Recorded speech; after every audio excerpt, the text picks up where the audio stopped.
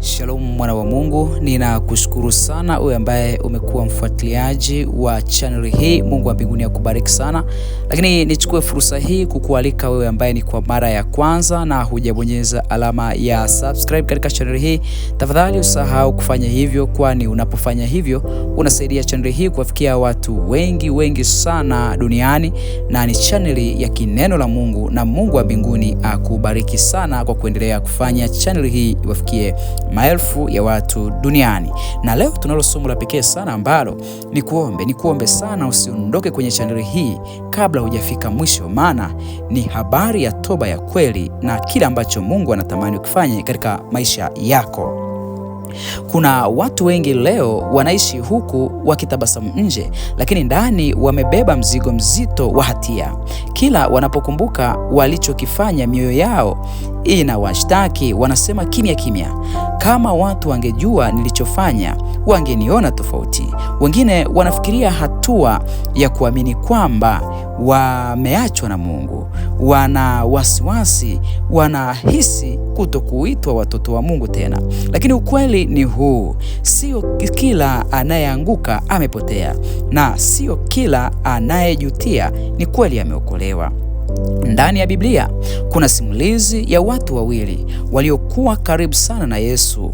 Walikula naye, walitembea naye, waliuona utukufu wake, lakini wote wawili walianguka vibaya sana. Hawa ni Petro pamoja na Yuda Iskariote. Cha kusangaza ni kwamba dhambi zao zilikuwa ni kubwa sana, lakini tofauti yao haikuwa kwenye ukubwa wa dhambi, bali kwenye namna walivyoitikia baada ya anguko waliolipata. Hapo ndipo penye siri ya toba na msamaha iliyopo.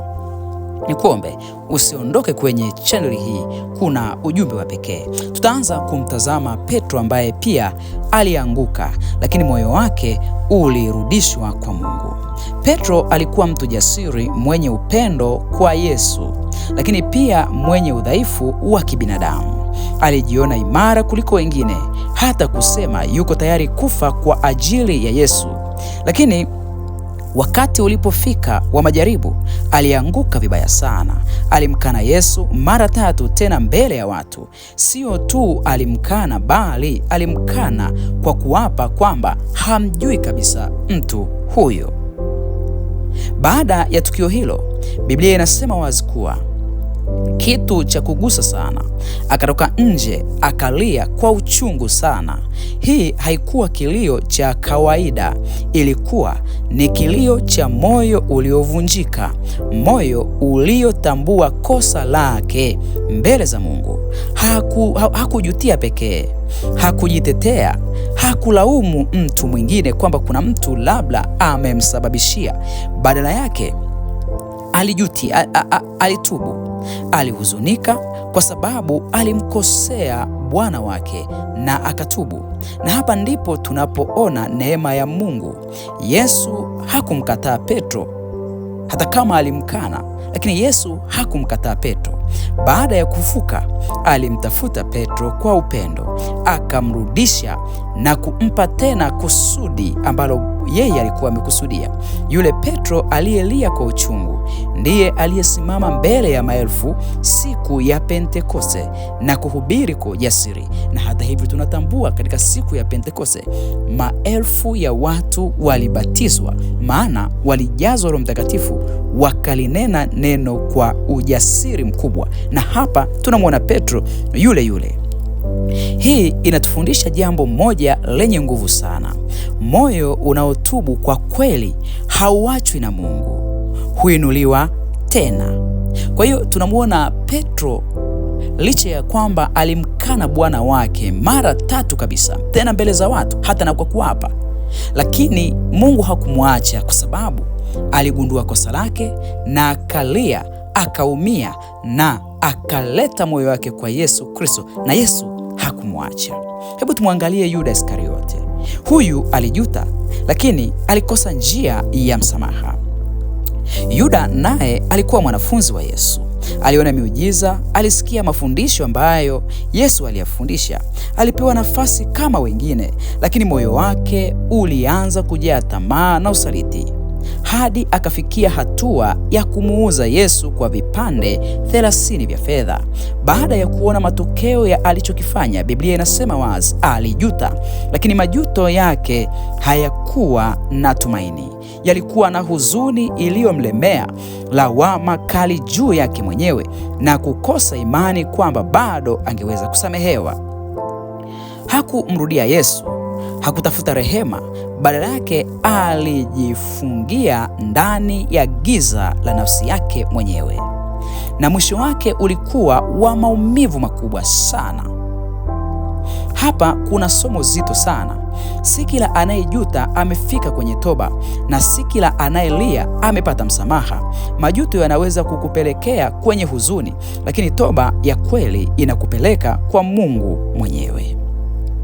Sikiliza rafiki yangu, tuelewe jambo hili la msingi sana. Kuna siri kubwa hapa. Toba ya kweli ni kumrudia Mungu, sio kulia na kujuta tu. Hebu tuangalie tofauti. Tofauti ya Yuda na Petro ilikuwa ni jambo hili. Haikuwa machozi, wote walilia kwa namna yao. Tofauti ilikuwa ni mwelekeo wa mioyo yao. Petro alipata maumivu yake, alimgeukia Mungu. Yuda alipata maumivu yake, lakini alijifungia ndani yake mwenyewe na kuona tatizo lake ni kubwa kuliko muumba wake. Watu wengi leo wako kama Yuda, wanajilaumu, wanajiona hawafai, wanajitenga na Mungu, lakini Mungu hataki ukae mbali naye kwa sababu ya dhambi yako. Anataka urudi kwake kwa moyo uliovunjika. Hebu angalia jambo hili. Yuda anapogundua kosa anajutia, anajiona mwenye hatia, anaona asiyestahili, anajiona hawezi tena kusimama mbele za Bwana wake. Lakini Petro anagundua ya kwamba Kristo amsamehe, na hapa ndipo tofauti mkubwa uliopo. Toba ya kweli si kusema tu samahani, ni kubadilisha mwelekeo wa moyo, ni kuacha dhambi, ni kumtafuta Mungu kwa unyenyekevu, ni kuamini kwamba bado anakupenda hata baada ya kuanguka. Kama unasoma au unasikia somo hili ukiwa umebeba hatia, aibu au maumivu ya makosa yako, ujue jambo hili: Mungu hajakuacha na dhambi yako haijazidi neema yake. Kama alimrudisha Petro, anaweza kukurudisha na wewe pia.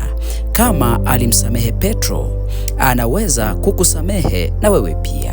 Tambua jambo hili, hakuna jambo gumu la kumshinda yeye.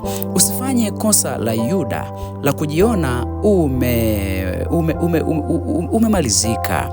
Chagua njia ya Petro, njia ya kurudi hata kama ni kweli ulianguka.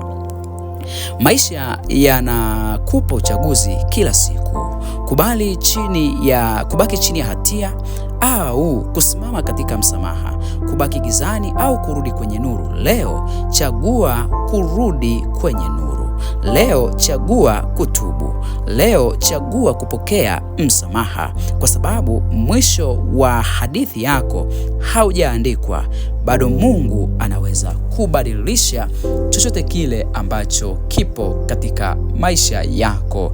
Usikate tamaa na usijilaumu, bali sogea kwa kiti cha rehema, kiti cha Mungu kwa ujasiri. Tambua watu hawa wawili wote walikosea, lakini mmoja alisamehewa na mwingine hakusamehewa. Ninakupendekezea chagua njia ya Petro ya kukumbuka dhambi uliyoifanya na kujua kwamba neema ya Mungu ina nguvu kuliko makosa uliyoyafanya. Mungu wa mbinguni akubariki sana. Ninakutakia baraka za Yesu. Ninakutakia ushindi katika dhambi. Mungu akubariki sana. Usahau kusubscribe channel hii. Mungu akubariki.